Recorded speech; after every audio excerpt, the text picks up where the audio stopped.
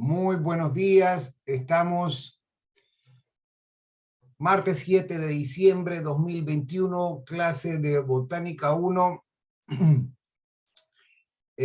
Comentaba que he puesto en conocimiento de las autoridades, de la directora de escuela y de las personas que trabajan con el asunto de las mallas y currículum y mallas y las asignaturas, y el día de hoy me han de dar una contestación, ¿no? En cuanto a la definición de esta clase, de este semestre.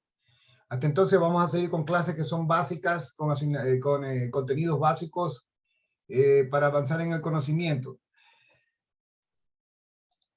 Voy a compartir pantalla de lo que estábamos hablando el día de ayer, el cuadro de las eras. Vamos a hacer una repasada rápida. Entonces, estas son las últimas eras, ¿no? Desde el origen de la vida en la Tierra, son unos 2.500 millones de años, algo así, que aparecieron las primeras bacterias. Las bacterias en ese tiempo reaccionaban por quimiosíntesis, reacciones quimiosintéticas, en un lenguaje químico. Y después empezaron a fotosintetizar, algunas desarrollaron organelos básicos de fotosíntesis, y posteriormente se produjeron por eventos de endosimbiosis las clorofitas primitivas de formas más básicas, y las formas se fueron haciendo de más simples a más complejas, y después aparecieron los otros grupos de microalgas, ¿ya? Y después, posteriormente, las macroalgas, lógicamente. Todo esto se sabe por la evidencia de los fósiles. Han encontrado fósiles, los han datado, fósiles abundantes, no pocos, fósiles abundantes por lo general, los han datado con radiocarbono para estimar la antigüedad. Y entonces ese es el esquema que se presenta de las formas de vida, cómo han ido apareciendo en la Tierra, y en orden. Y siempre va de lo simple, de lo más simple a lo más complejo, pero no, la evolución no siempre es así, digo en la fase inicial. Y porque después, como ya les explicaba, que dependiendo del ADN, de la constitución del ADN que tienen las especies, pueden modificar las estructuras. Y como el mundo ha sido tremendamente cambiante a lo largo de millones de años, y las formas de vida han sido cambiantes acorde a cómo han ido cambiando los parámetros físico-químicos, entonces especies han ido modificando sus estructuras, ya sea en plantas, por ejemplo. O sea, sabe que especies han ido modificando las estructuras de simple a complejas, y después de complejas han habido casos de que regresan a ser más simples las estructuras y después vuelven a ser más complejas en la vía evolutiva de un mismo taxón o de un mismo grupo taxonómico. Entonces no es mecánicamente de simple a compleja a lo largo de toda la vida evolutiva para todas las especies, ¿no? Y también les explicaba que pues hasta a lo mucho, hasta medio millón de años, a lo mucho, les doy eso como una cifra tope, ¿no? Como para que se entienda que después de medio millón de años para atrás, no se puede secuenciar ADN porque ya no hay material orgánico. No está en condiciones, no vale, no sirve, no se puede secuenciar. Entonces no se ha hecho ADN. Es importante que se entienda lo que es convergencia, evolución convergente y evolución divergente. ¿Ustedes han escuchado esos términos? Evolución convergente, evolución divergente. Nada. Sí, sí lo he escuchado, al menos de convergente. Ok, sí lo han escuchado. ¿Ya vieron ecología o en qué vieron eso? La vimos en biogeografía. En biogeografía. ¿Ya ustedes vieron biogeografía? Sí. Oh, wow. ¿Cómo es que vieron biogeografía y no han visto botánica? Oh, wow. Bueno. Ya, evolución convergente. De un ancestro común, de un mismo ancestro, salen dos líneas, ¿no? Puede ser como lo que se conoce como eventos vicariantes. Se separan los continentes, es lo que sucedió, por ejemplo, entre África y América del Sur, que estaban unidas antes en Gondwana, se separaron, y después de que se separaron, se formaron toda la flora y la fauna de África actual, la que están las especies actuales, quiero decir, y asimismo la de América. Porque la flora de allá no está acá, y la flora y la fauna, cada una las tiene en sus propios continentes por separado, ¿no? Por ejemplo, voy a dar ejemplos de animales grandes porque llaman la atención para que se comprenda. Animales grandes bien conocidos de África: jirafa, el león, los elefantes, ¿qué más? Rinoceronte, hipopótamo, ¿qué más? Gorila. Ya con eso dije varios de los representativos que saltan a primera vista. Todos esos son de África. Imagínate esos animales grandes. Una jirafa es un animal enorme. Ahora vamos acá a América, América del Sur. Animales propios de acá. Y que solo están en América. Pues en África y en Asia están monos sin cola. Acá en América están los monos con cola, los arborícolas. ¿Ya? Son otros, muchos otros géneros. El jaguar. No hay tigre, no hay león, pero hay jaguar, hay puma. Esos son los de acá. La guanta, la guatusa, el venado, la gran bestia, gran bestia o danta, ¿ya? Etcétera, etcétera. Entonces se dan cuenta. Estamos hablando de animales grandes también, ¿no? Pero toda esta fauna se formó después de que se separaron los continentes. ¿Ya? Y eso es evidente. Y eso es un claro ejemplo, es evidente, es una prueba. Cada grupo se formó después de que los continentes estuvieron separados. Bueno, eso es tipo de evolución, formación de especies en sentido vicariante, especies vicariantes. Cuando se levantaron los Andes, había una especie ancestral que estaba en todo el lugar, pero cuando se levantaron los Andes separó la porción oriental y occidental de los Andes. Y se formaron especies del lado de acá del occidente. Por ejemplo, en los bosques muy húmedos de esmeraldas en noroccidente o en las estribaciones andinas. Se formaron del lado de acá, proveniente de un ancestro del lado amazónico. Y eso hay casos ya con ADN. Son especies vicariantes que se conocen, ¿no? Entonces, por un ancestro común, por eventos físicos, se separan y por proceso de posesión se va formando otras especies. Entonces, esta es una evolución en sentido divergente, ¿no? ¿Verdad? Divergente, porque se va separando. Evolución convergente es cuando son de dos líneas genéticamente distintas que no están emparentadas para nada, pero van transformando sus estructuras, cosas que se parecen uno mucho a la otra. Un taxón se puede parecer mucho a otro, lo imita a otro, está como disfrazado, pero cuando le hacen el ADN, vean la parte genética, no tiene nada que ver. Le voy a poner un ejemplo. Los cactus son una sola familia, Cactaceae en América, pero en África hay unos que también parecen a las cactáceas y no son cactáceas para nada, que son del género Euphorbia. ¿Ya?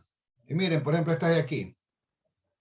Parece un cactus, si uno lo ve, inclusive los biólogos que no conocen bien este asunto lo ven y dicen, ay, es un cactus. No, no es un cactus, es una Euphorbia. ¿Ya? Son euforbias, ¿ves? Euforbias. ¿Ya? ¿Y cómo lo reconoces? Las flores y los frutos son distintivos. En los órganos sexuales, ahí está. Flores y frutos son los órganos sexuales, yo les dije, y las características son de cada familia. Además, estas de África, si tú haces un corte, le sale un látex blanco. Y los verdaderos cactus, los de América, no tienen látex. ¿Ya? Entonces, ¿pero qué pasó? La estampa es la misma, la apariencia es extremadamente similar. Eso es un caso en plantas de evolución convergente. ¿Ya? Dos linajes diferentes vienen y por condiciones ambientales van transformando sus estructuras y se parece. Aquí ponen el caso, por ejemplo, de un colibrí con un moth, una polilla nocturna, que parecen muchísimo al vuelo. Si uno tiene que fijarse bien, porque estas polillas nocturnas las hay en Guayaquil, inclusive. Una vez vi una en la Facultad de Ciencias Naturales. Vuela, queda con las alas suspendidas en el aire haciendo un vuelo, y el tamaño, la forma de volar y la forma de visitar las flores es la misma de los colibríes. Cosa que tú tienes que fijarte bien para estar seguro de si es un colibrí o no. Ok, imita mucho. Entonces estos asuntos se dan. ¿Qué es lo que sucede? Esto de evolución convergente y evolución divergente es discernible a través de estudios de moleculares. Porque ahí salen los lineajes, cuáles son, cuáles no son. Y en plantas, más que nada en algas, y en algas microscópicas. Oh, wow, si no hubiera técnicas de ADN, no se podría saber o diferenciar muchos casos, no se puede identificar, ¿ya? Y porque a microscopio de luz se ven idénticas o extremadamente parecidas, y no se pueden separar en sentido para identificación unas de otras. Eso sucede bastante. Entonces, con técnicas de ultraestructura y más que nada ADN se ha podido separar, es lo que se conocen como especies crípticas. ¿Ustedes han escuchado ese término? Criptos significa escondido, especies crípticas. ¿Qué sucede? Que hay un taxón, por ejemplo, un taxón X, y le llaman, póngale cualquier nombre, pero cuando estudian hacen la genética de las poblaciones, hacen muestreos por poblaciones, y salen, ya las poblaciones de acá son otro lineaje, y las poblaciones de acá son otro lineaje. Entonces han habido dos lineajes. Les voy a mostrar un caso, esperen, voy a abrir un PDF, me hicieron acordar de un caso, pero puchica, patente, ¿cuándo fue? Publicado recién el año pasado. Y déjenme buscar el PDF, un momentito. Ya. Tengo una presentación PowerPoint y les voy a mostrar un ejemplo. Y esto está recién que hierve, o sea, recién está, esto no ha pasado, está en pleno movimiento este asunto. En pleno desarrollo, el descubrimiento de especies que están escondidas dentro de otras, lo que se llama especies crípticas. Criptos es escondido. Ya, o sea que no se pueden diferenciar mayormente. O sea, a veces parece, otras veces ni siquiera parece, ya. Especies que están escondidas unas de dentro de otras, de lo que uno no se alcanza a discernir o a comprender. Miren, ya. Aquí les comparto el caso. Este es un caso esta es una planta con flor, pero es un caso patente. Este a la izquierda, Peliceria rhizophore. Ahora un poquito más. Ya. Peliceria rhizophore, este de aquí. Hasta el año pasado, hasta mediados del año pasado, se creía que este es un mangle que va en la costa están ambas costas, Pacífico y Atlántico, del lado del Caribe principalmente, y en la costa del Pacífico va del suroccidente de Costa Rica hasta el noroccidente de Ecuador, ¿no? Entonces, se creía que era una especie de un solo género. Yo había visto ya imágenes de la que está aquí a la derecha. Y ahí había variación en la coloración de las brácteas, principalmente, y en el tamaño de las flores. La que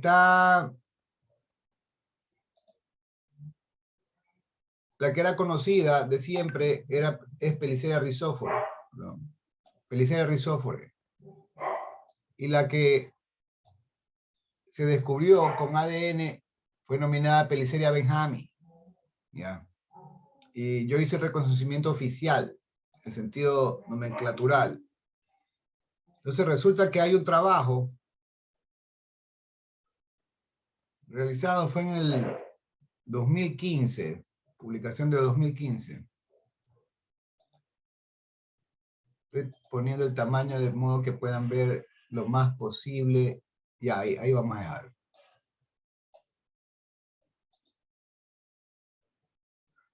Ok, ahí estamos. Entonces, estos colegas del Smithsonian y de Panamá y de Colombia, Universidad del Valle. Ok, hicieron el estudio molecular en las poblaciones de ambos lados, de la costa del Pacífico y del Atlántico, de Peliceria, porque querían estudiar este aspecto, ¿no? Y entonces salen los resultados, salen dos clados así. Se dividen en dos, y el clado A y el clado B. El clado A era las brácteas verdosas y flores de mayor tamaño, el clado B las flores más pequeñas y las brácteas que van de rosa a fucsia, las brácteas florales. Y las diferencias están aquí, las diferencias morfológicas, lo estoy señalando en la parte izquierda abajo. Entonces, en A está Peliceria rhizophyra y en B sale la otra. Y mira, aquí tienen la escala. La escala es prácticamente la misma en ambas, el mismo tamaño. Obviamente son dos cosas. Obviamente son dos distintas. Las puedes separar por tamaño, por el tamaño de las partes florales, de los órganos, las puedes separar molecularmente.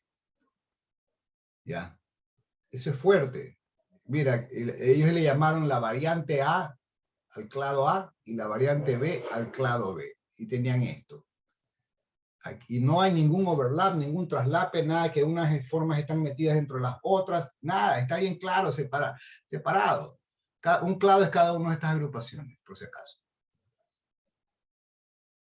Y entonces las poblaciones de ambas están, eso sí, en ambos lados del continente americano. Eso no sorprende porque en Mangle sucede así, ¿no? En Mangle sucede así, esos patrones de distribución.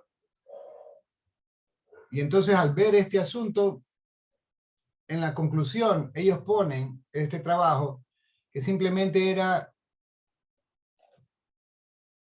un nombre con dos lineajes y que se estaba formando, como que se estaba formando de manera incipiente. Pues yo no veo nada incipiente porque aquí está claramente definido el uno del otro. Entonces, en el tiempo de pandemia, este trabajo lo hice sentado desde el escritorio, solamente leyendo información y buscando y presenté los argumentos. Se reconoció a Peliceria benjamín, ya, como una nueva especie de mangle. Fue publicada en el año 2020, el año pasado. Esta imagen es tomada de otra publicación posterior, de un segundo estudio molecular que salió después de la publicación que realizamos y confirman lo mismo. Ya. Este es el estudio, el otro estudio. Y sale así mismo, dos clados. Y este caballero, este otro botánico que está trabajando del otro lado del mundo, confirma lo mismo y reconoce también la otra especie. Ya. O sea, resulta que en este mangle, de este género de mangles, que es Peliceria, no había una sola especie como la gente creía, sino dos especies. Una escondida en la otra, no había sido reconocida. El estudio molecular ayudó mucho al reconocimiento. Entonces, cuando hay estas especies que no se las puede notar por alguna razón, imagínate más con taxas microscópicas, que es más complicado. A eso se conoce como especies crípticas. ¿Ya? Es un término que no se oye mucho, pero está en la literatura. ¿Ya? Cryptic species. Bueno, regresamos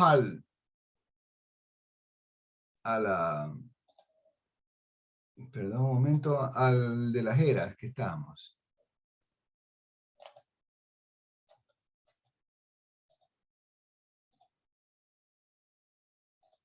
Ya, un momento. Ya.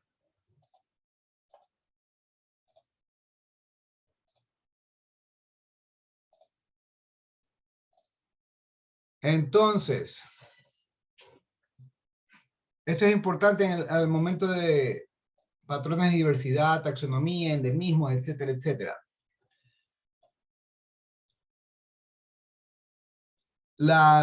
Aquí están las tres eras que habíamos hablado, con los periodos en rojo, los eventos geológicos tectónicos en azul, los cataclismos, catástrofes a nivel global en fucsia sobre el lado derecho, y cada cataclismo indicó el final de una era, y al final de una era, como cambiaron los patrones físico-químicos, cambió la flora y la fauna, pero de manera sobre el 60-70%.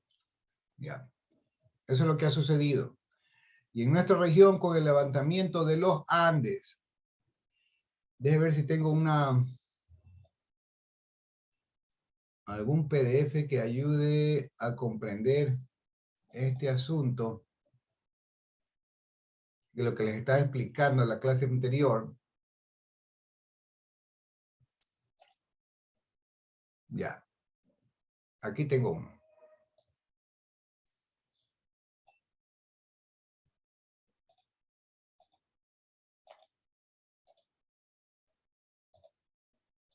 Ya. Antes de entrar en este PDF, vamos de nuevo al de las eras, porque para que entiendan bien. Miren, aquí estamos, Cretácico aquí alrededor, aquí. ¿Sí ven? O sea, estamos dentro de la era mesozoica en el periodo Cretácico. Y el asteroide marcó el final del periodo Cretácico y el final de la era mesozoica. Eso es lo mismo, ¿no? Ya viendo dónde estamos aquí, ahora sí vamos al mapa que les quiero mostrar. Muy bien. Entonces, Cretácico, aquí unos 90 millones de años atrás. Son mapas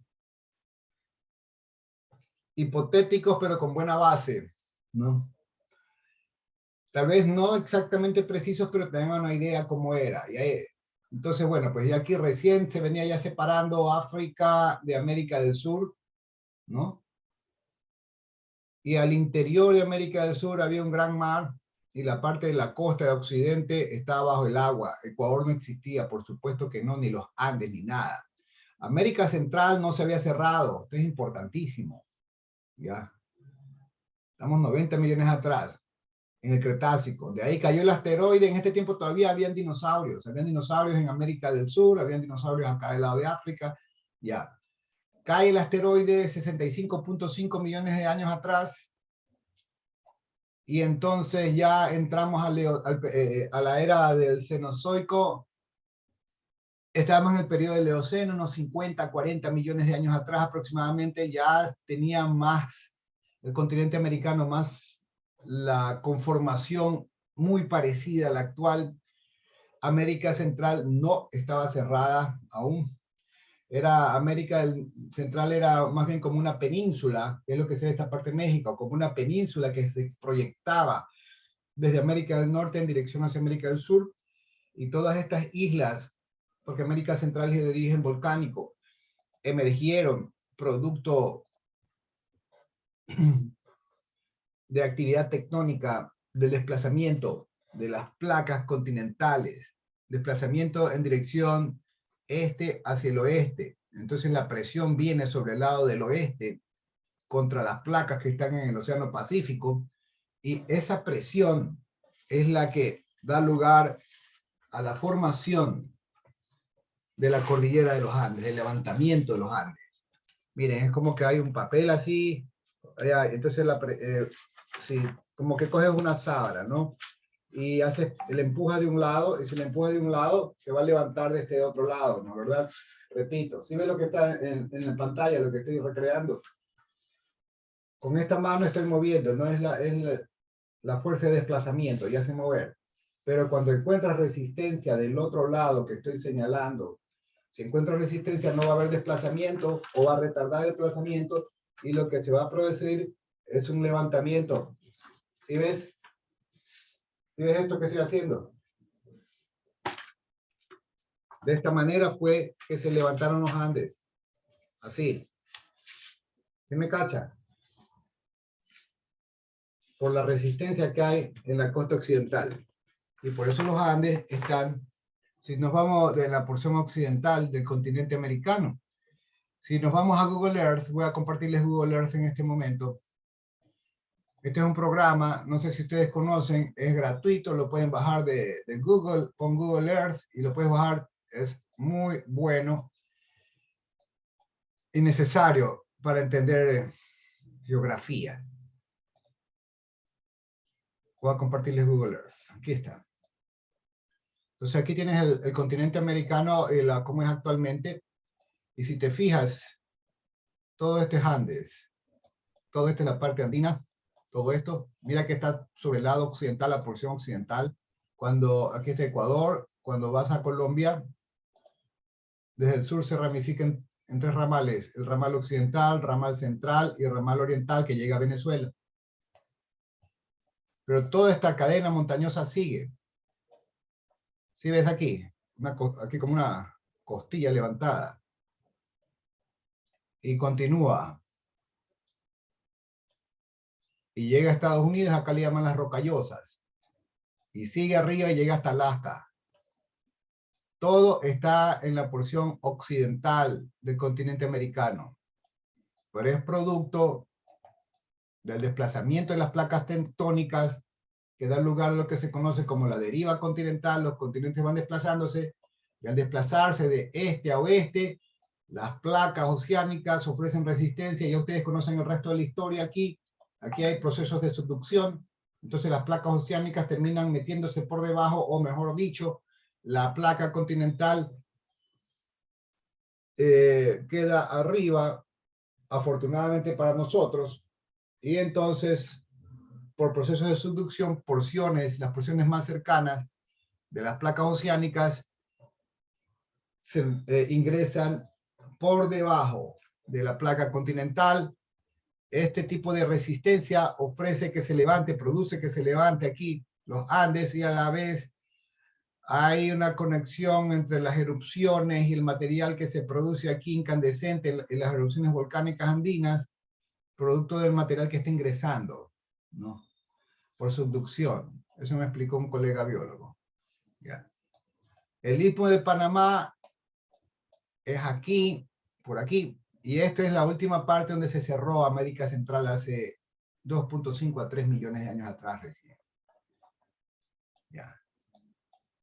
Cuando se cerró América Central, permitió el paso de animales de la fauna de América del Sur, América Central, y la fauna de América Central, América del Sur, y con los animales iban las plantas. Y eso se conoce como el gran intercambio biótico en biogeografía. Ok, ahora sí, vamos a regresar acá.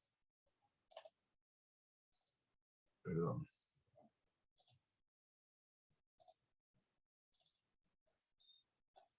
Antes de que se cerrara América Central, existió un mar interior que era Pebas. Ya les expliqué ese asunto. Y aquí se ve Pebas, que desembocaba en Venezuela, en lo que actualmente es Venezuela. Y lo que hay en la boca de Maracaibo, el lago de Maracaibo en Venezuela, se cree que es la boca de Pebas donde desembocaba. Pero si tú ves el mapa del Guayas, también aparece que tenía salida del lado de acá. Eso sería antes de que se levantaran los Andes. ¿Hace cuántos años se levantaron los Andes? 50, 35 millones de años atrás. ¿Ya? Entonces aquí estaba Pebas todavía, las partes más antiguas de América del Sur, el escudo guyanés y el escudo de Brasil. ¿Ya?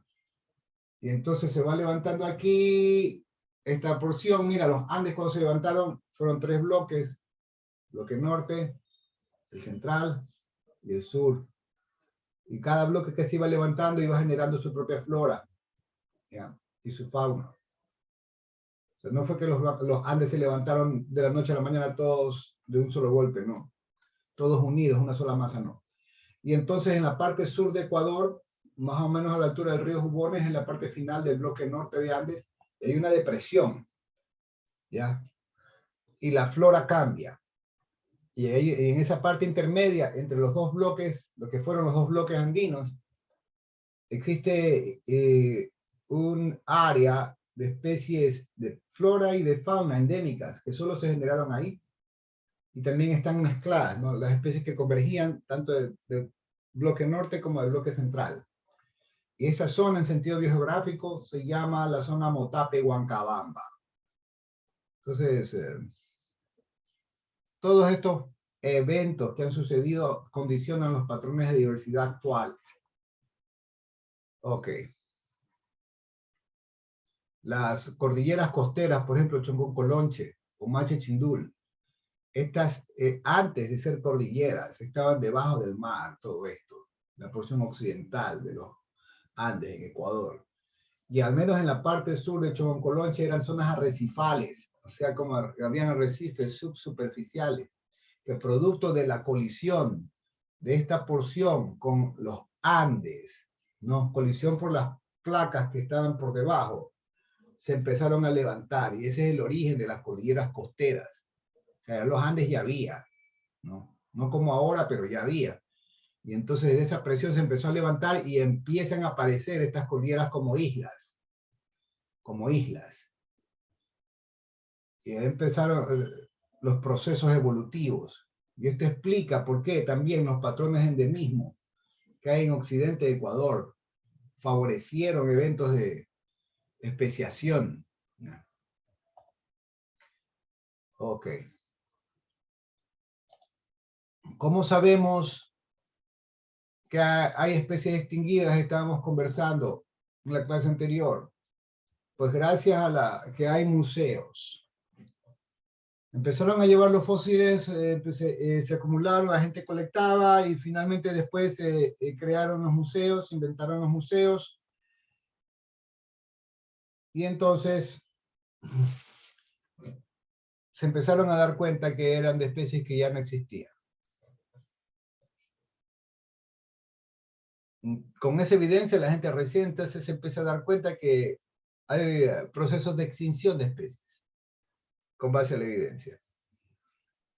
En años recientes ahora se saben plantas también, ¿no? O sea, no solamente por fósiles, sino por especímenes de herbario, especies que estaban vivas hasta hace unos 100, 200 años atrás, ya no se ven y hay una gran probabilidad que estén extinguidas, porque las zonas ya fueron barridas, deforestadas o rellenadas, ¿no? Y así. Para plantas donde se depositan las colecciones es en herbarios. Los herbarios son sitios donde llevan material vegetal que es deshidratado, ¿no? Seco, no hay material vivo, y se pegan cartulinas de tamaño internacional. Voy a mostrar vamos a ver unas imágenes de herbario.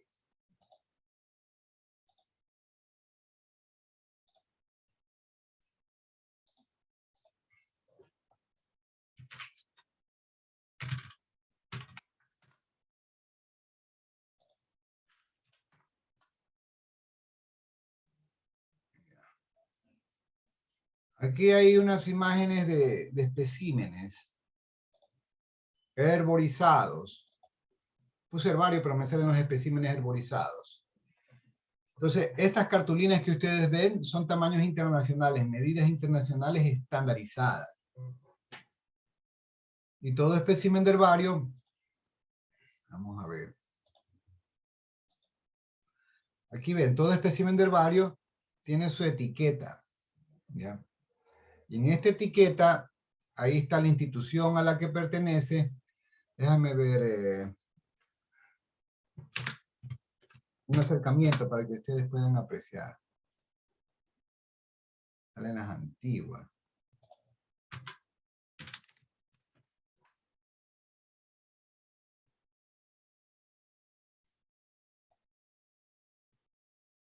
Sale de todo tipo. Déjenme ver algún herbario que tenga algo completo. Las etiquetas más antiguas eran más sencillas o no tenían suficiente información. Mira, aquí tenemos una serie de diferentes tipos de etiquetas aquí y son de diferentes herbarios y son herbarios antiguos. Digo que son herbarios antiguos primero porque conozco el tipo de letra con esas tintas, ¿no? Y ahí tienen la fecha, 1897, 1943, 1897, 1886, etcétera, etcétera. 1886, son antiguos.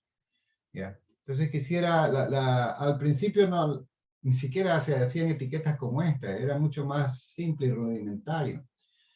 Y voy a buscarles un espécimen de los que yo tengo fotografiados para que ustedes comprendan este asunto de las etiquetas, la información que debe ir y cómo está constituido un espécimen de herbario. Ya.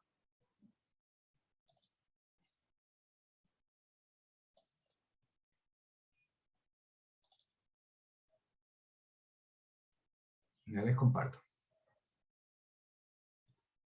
Ya.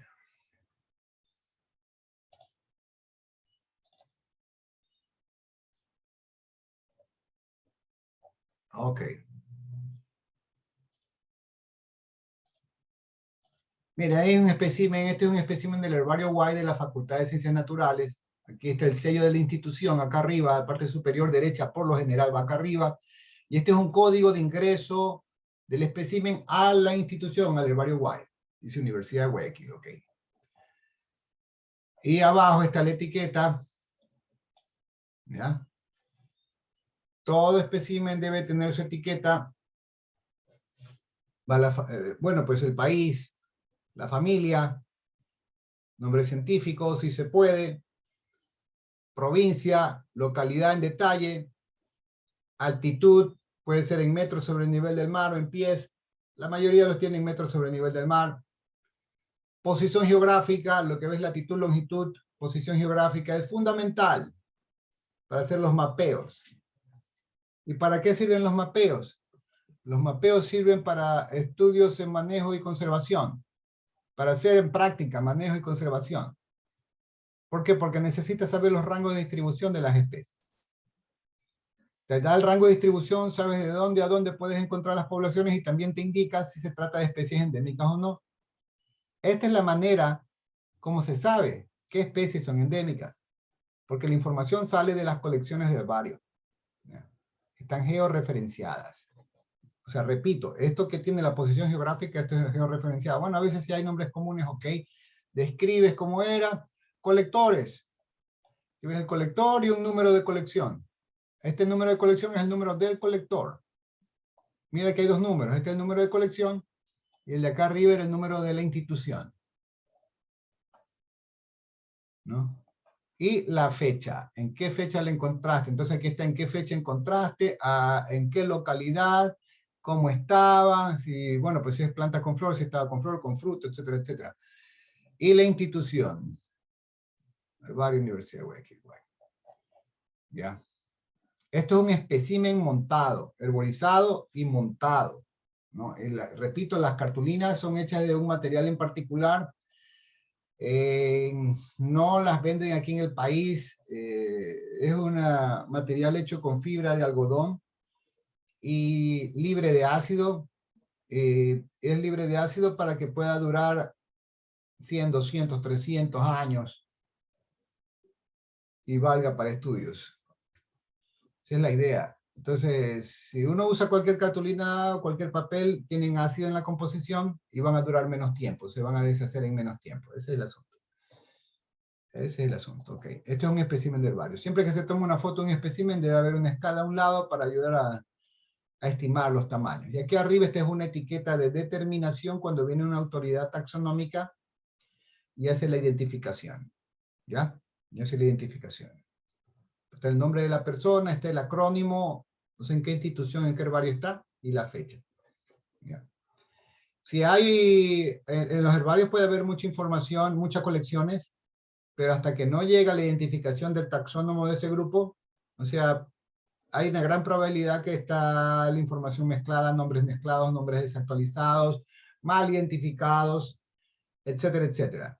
Y eso es lo que comúnmente pasa en las bases de datos, en plantas y en animales. O sea, eso no funciona mucho. No hay ninguna que esté completamente bien. Ninguna. Ninguna, estoy hablando de todo el mundo. ¿Ya? Siempre son una ensalada, una real ensalada. ¿Ya? Muy bien. ¿Alguna pregunta hasta aquí en este momento? Ok. Muy bien. Voy a mostrar fotos de...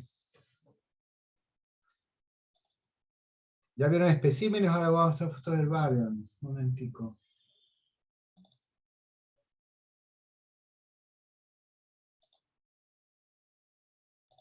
Ya.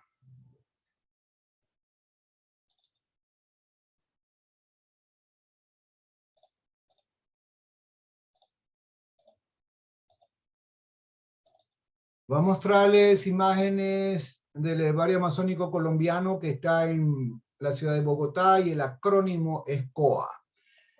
Todo herbario tiene un acrónimo. ¿Qué es un acrónimo? Un acrónimo son las letras que se escriben en mayúsculas. Son entre 1 a 4 por lo general en los herbarios. Eso está reglamentado. 1 a 4 letras en la cual tú ves eso y reconoces al herbario. O sea, para no escribir herbario amazónico colombiano simplemente pones COA. Todo el mundo ya sabe dónde está COA. Y qué es COA y dónde está. ¿Ya? O lo puede consultar de tal manera. ¿Dónde lo puede consultar? Todos los herbarios oficiales del mundo se encuentran registrados en el Index Herbariorum, que está disponible en línea. Después de ver los detalles de este herbario, vamos a ir al Index Herbariorum para que ustedes vean. Entonces aquí está, herbario amazónico. Entonces este es el interior. Es un herbario pequeño pero significativo, ¿no? Y hay herbarios en cuanto a la estructura interna y de diferentes... Todos tienen gabinetes, lo que se llaman. Los gabinetes son estas estructuras donde están almacenados los especímenes de plantas. ¿Se acuerdan de la muestra herborizada pegada en una cartulina con una etiqueta que vimos hace un momento? Ese tipo de especímenes están acumulados de manera organizada en estos gabinetes. La manera como están organizados puede ser en sentido alfabético, considerando primero el nombre de la familia, por género y especie al interior de cada familia, ¿no? Puede ser así. Esa es una manera, o la otra manera de que están organizados los especímenes al interior del herbario es de manera de las clasificaciones sistemáticas. Por ejemplo, en el New York Botanical Garden lo tienen de acuerdo a la clasificación de Tactayan y Cronquist. ¿Ya? Y claro, ¿no? Como uno no conoce al detalle esas clasificaciones o un visitante se va a confundir o va a estar perdido, hay una guía y te indican dónde están los órdenes y las familias, ¿no? En qué lugar. Porque cada gabinete, por ejemplo, están numerados. Si ves aquí 19, 18, 17, 16, están numerados. Entonces, ya en el gabinete 19 hay tales y tales familias, tales órdenes, tales y tales familias. Ya. Y como cuando uno va a buscar, busca la familia. Y ahí, ya saben el resto. Dentro de la familia están de manera alfabética organizados alfabéticamente por género y dentro de cada género las especies. Y cuando son herbarios grandes como el New York Botanical Garden, al interior están clasificados también por regiones. América Central, América del Sur, ¿ya? Entonces, yo quiero las de América del Sur, de este género. Y así, uno saca el espécimen y cuando va a regresar tiene que ponerlo en el mismo sitio, porque si no puede causar una gran confusión. Después se busca un espécimen y no se encuentra. Imagínate si estamos hablando, bueno, pues por más pequeño que sea un herbario, tiene miles y miles de colecciones. Entonces eso causa realmente un problema, ¿no? Entonces este es un trabajo de mucho orden y pulcritud, ¿ya? El orden, tiene que haber orden de manera con una precisión del 100%.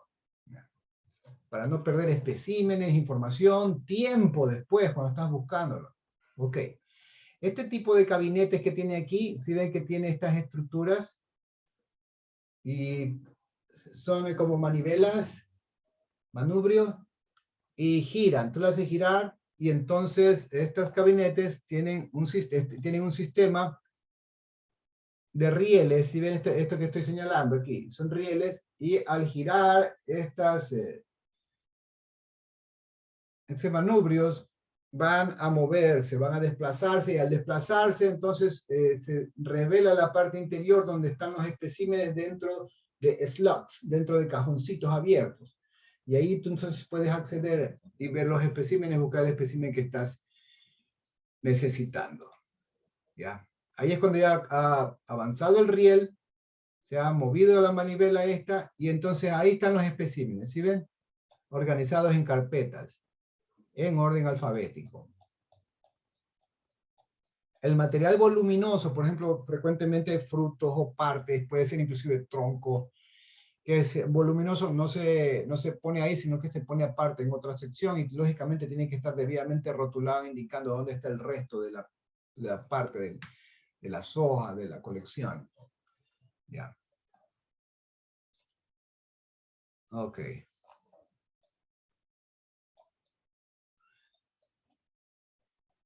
Ya.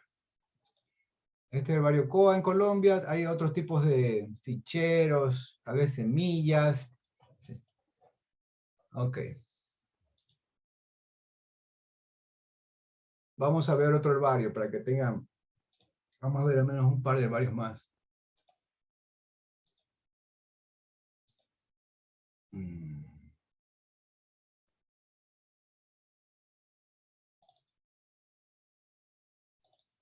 Yeah.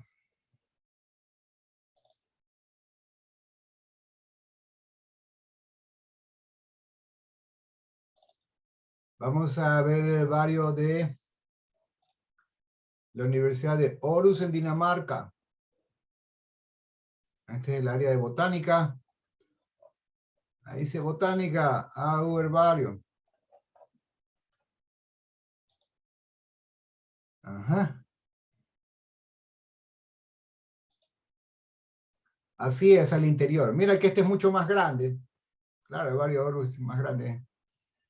Y mira, los gabinetes aquí con los mismos manubrios, similares manubrios de lo que ya expliqué, tienen el sistema de rieles. No todos los herbarios tienen el sistema de rieles.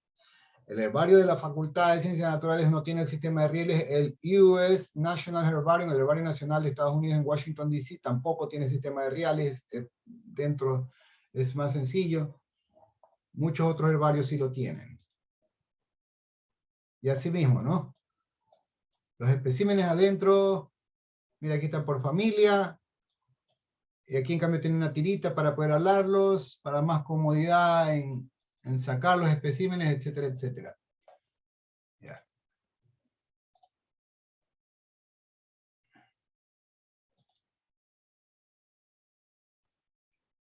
Entonces, miren, por ejemplo, entonces está la persona ahí buscando, y ahí ala, buscando los especímenes que necesita para hacer alguna revisión o algo, ¿no? Y aquí si ven, se alcanzan a ver, las carpetas tienen una etiqueta, pues ahí te dice la familia y de la región, etcétera, etcétera. Ok. Y cuando es colecciones tipo, o sea, en base a las cuales se describió una especie nueva, ahí tiene de dónde viene, por ejemplo, un isotipo de Ecuador. Esta es una que describimos hace ya 12 años, 11 años. Ok, muy bien. Es mostrarle al menos uno más, el de Estocolmo debería...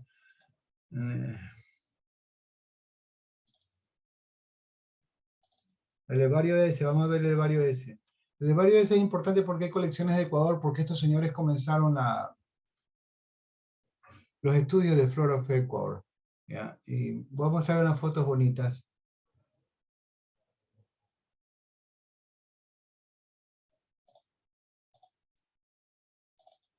En este edificio funciona el herbario. En Estocolmo, que es la capital de Suecia. ¿Ya? Y ahí dice, Naturhistoriska Riksmuseet. El Museo de Historia Natural significa. Y ya les expliqué lo que era historia natural antes, ¿no? Antes de que existiera, yo iba caminando y iba tomando fotos, así. Antes de que existieran las cátedras o las asignaturas o las ramas de las ciencias naturales como botánica, zoología, todo se conocía como historia natural. Ya. El interior, un edificio más o menos. Ahí está un busto de Linneo, porque Linneo era sueco, muy importante, ¿no? quiero mostrarles unas colecciones para que vean ahí. Por ejemplo, hay colecciones de Ecuador. Este es de la costa de Ecuador. Mira, de 1852. Estos especímenes no están aquí en el país. Porque en ese tiempo no habían herbarios aquí en el Ecuador, entonces se llevaban de donde venían los extranjeros, ¿no? Los naturalistas extranjeros. Ya. Es de Isla Puná. Puná. Wow. Son colecciones históricas. Ya. Hay algo más que quiero que vean. Yo vi una parte donde decía Ecuador, Sudamérica, algo así. Ah, ya, aquí está. Ya. Entonces aquí estamos al interior de este herbario en Estocolmo y tiene estos gabinetes de madera. ¿Sí ven que son diferentes? Ya. Y estas cajas que están arriba están en especímenes de colecciones duplicados.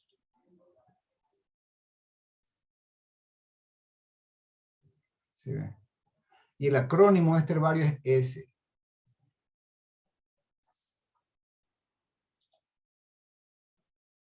Ahí estaba la parte de Ecuador, ¿sí ven?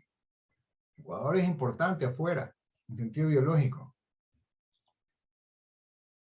Están las colecciones de Ecuador, ahí están los gabinetes. Si ven que los gabinetes son diferentes, aquí no tienen rieles tampoco, ese es un herbario importante a nivel, al menos para nosotros, lo es.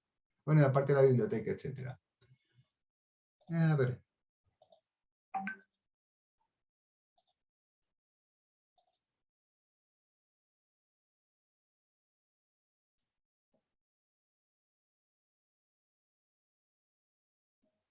Ya, un momentito, voy a ver. Tengo aquí un herbario, pero no le veo. No veo fotos de los gabinetes que quiero que ustedes vean.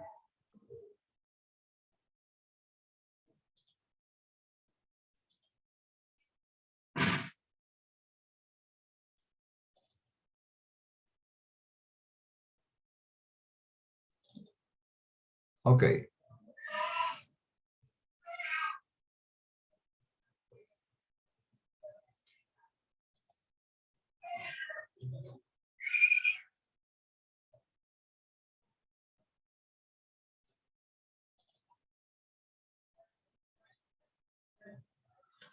Estoy en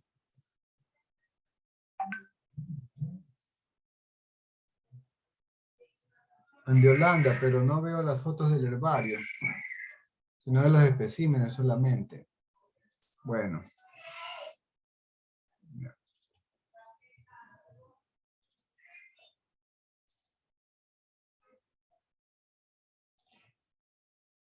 Aquí un herbario más.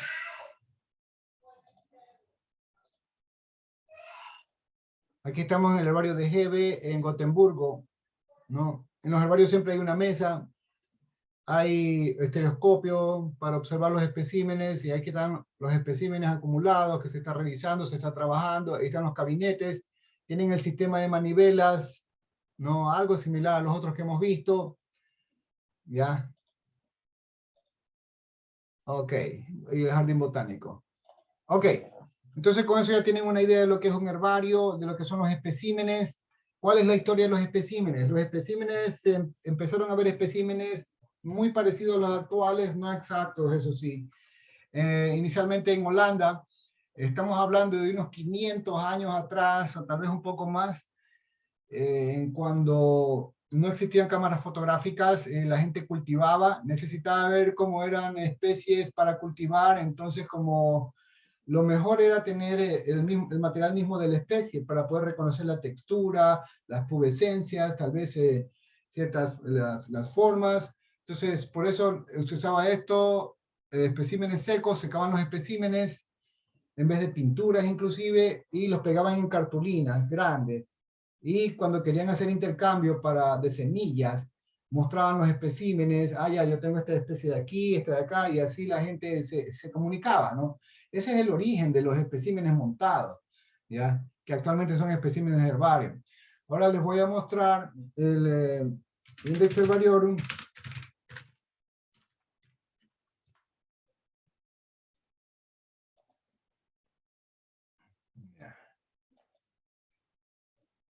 Si tú escribes en Google Index Herbariorum, entonces ahí vas a dar fácilmente, ¿no? Ya les comparto. Aquí estamos. El Index Herbariorum es el índice, el registro donde se encuentran los herbarios de todo el mundo, ¿ya? Y entonces, mire, un herbario de todo el mundo dice aquí, están registrados 3.100 herbarios y 12.000 personas que trabajan en herbarios en el mundo, ¿no? Y hay un inventario total de 390 millones de especímenes botánicos en el mundo. ¡Wow! Ok, entonces aquí dice Herbarium Code Search. Esto es lo que pones el acrónimo. Aquí le pone código como para que la gente no sé. Vamos a poner a Y. Es de la Facultad de Ciencias Naturales de la Universidad de Guayaquil. Buscamos aquí y tiene que salir la información. Ahí está, Guay, Universidad de Guayaquil, Ecuador, Guayas, Guayaquil. ¿Sí ven?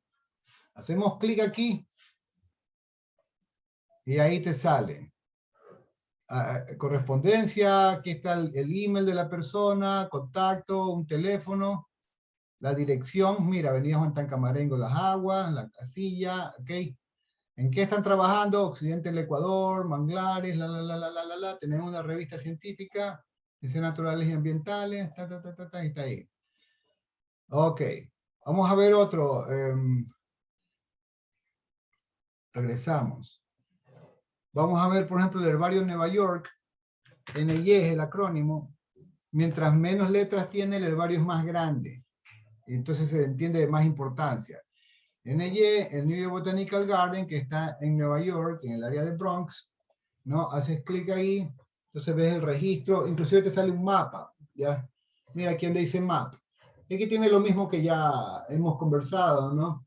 La dirección, donde queda, la correspondencia a quien escribes. Ok. Staff, ¿quiénes son la gente que trabaja ahí? Y los asociados, investigadores asociados, haces clic, está cargando. Espere un momento. Bueno, ese es el listado de gente que trabaja y en qué grupos taxonómicos trabajan, o sea, los especialistas. Si vas a Map, sale el mapa donde está. Mira, si tú viajas, quieres visitar, pues en el mapa vas y das. ¿Ves? Ok, lo puedes magnificar. Ya ustedes ya saben esta historia. Ok. Colecciones, ¿cuántas tienen de algas? 221.000, de briofitas 7 millones a 700.000. Hongos y líquenes 700.000, pteridofitas 300.000, plantas con semillas 6 millones. Ok, herbarios grandes, 6 millones. Cuando son estos herbarios grandes, generalmente hay otros herbarios pequeños que a lo largo del tiempo se incorporan, los donan y entonces pasan a ser parte de todo el herbario NY. Aquí están todos estos herbarios que se han incorporado, etcétera, etcétera. Los colectores más importantes, ahí citan a toda esta gente que ha hecho historia en diferentes partes del planeta colectando plantas. ¿Ya? Ok. Esto es porque es un herbario enorme, no grande. Listo. Regresamos acá.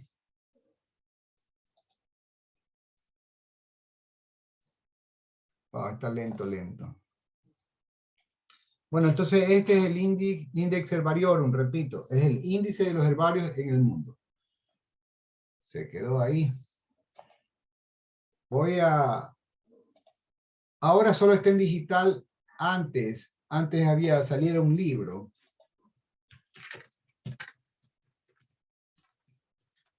Y el libro lo tenemos en la Facultad de Ciencias Naturales también, pero ahora lo que funciona es esta versión digital que siempre está más actualizada, más avanzada.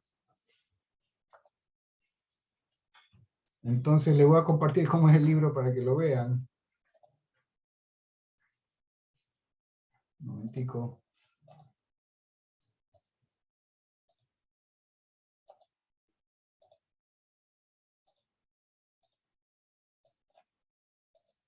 Ya.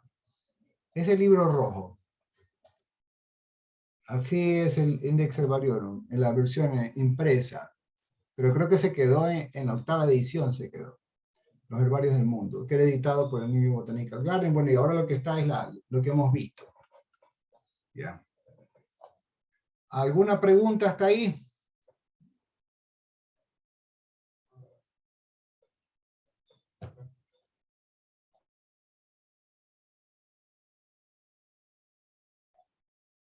¿Todo está bien?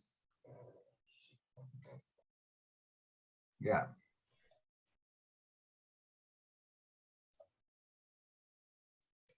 Un momentito.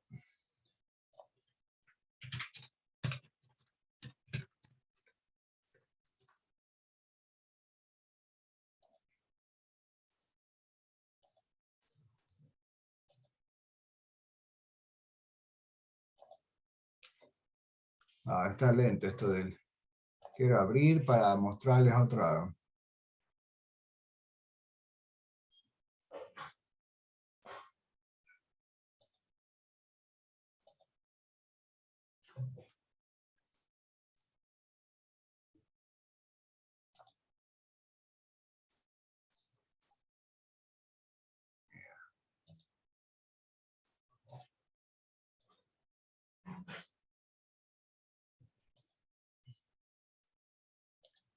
Ya, un momentito.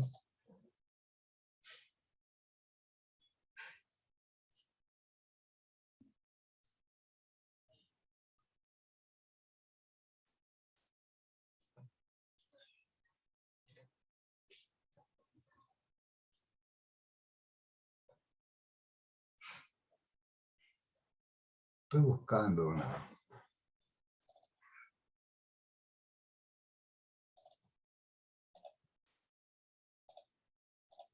Oh, wow.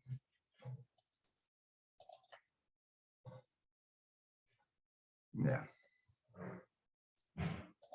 Cuando se hacen los mapeos se hacen, bueno, hay varias maneras de hacer los mapeos, pero una manera práctica es que tienes un programa particular en el herbario y entonces a lo que metes la información de cada colección, metes también la georreferenciación, o sea, grados, minutos, segundos, posición geográfica, puede ser también en UTM, como sea, ingresas y entonces los especímenes se van ingresando y después te puede generar un mapa. Si no lo hace así, claro que lo puedes hacer a mano también, son las dos maneras usuales. Entonces, cuando te genera el mapa, te sale algo así como esto. Por ejemplo, mira, cada punto que ves aquí, si ves, estoy amplificando, cada punto que ves aquí es un registro de una colección de herbario. Si ves, o sea, 1, 2, 3, 4, 5, 6 colecciones de esta especie. Y entonces con eso te da el rango de distribución. Y tú ves que está prácticamente Esmeraldas, y que es en el noroccidente de Ecuador, y departamento de Nariño, que es en el suroccidente de Colombia, lo que equivale a la porción sur de la región del Chocó. Entonces, con esto sacas el patrón de distribución. Está restringida esta área. Entonces, ahí vienen los términos de aplicación, los términos endémicos o especie de amplia distribución. ¿Por qué es importante saber si una especie es endémica? Bueno, porque en sentido general, la tendencia es que tendría más prioridad en términos de conservación. Y ahí ya estamos hablando de proyectos de manejo y conservación. ¿Ya? Entonces, para esa es la utilidad. Esta es una de las aplicaciones o servicios que te puede dar la información del herbario para mapeos. Mapeo en patrones de distribución de las especies. Vuelvo a repetir. ¿Cómo se sabe los patrones de distribución de las especies? Es únicamente a través de material colectado georreferenciado. Eso no se hace de vista. Claro, si estamos hablando de un nigüito que lo conoce todo el mundo, ok, pero la mayoría de las especies no es así. Entonces, no es, para que tenga confiabilidad, tiene que ser basado en material del herbario, que está georreferenciado, porque entonces queda la evidencia y se citan las colecciones. ¿Ya? Entonces, esto es un mapeo, ¿no? Listo, ¿alguna pregunta hasta aquí?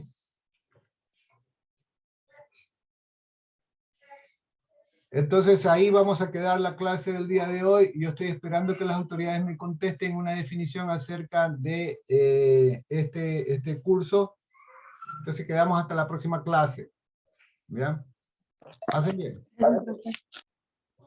Les voy a mandar Gracias, investigar profe. sobre los herbarios del país, ¿no? Los acrónimos, cuáles son los principales herbarios del país. Listo. Ya después los subo en el Moodle. Pasen bien.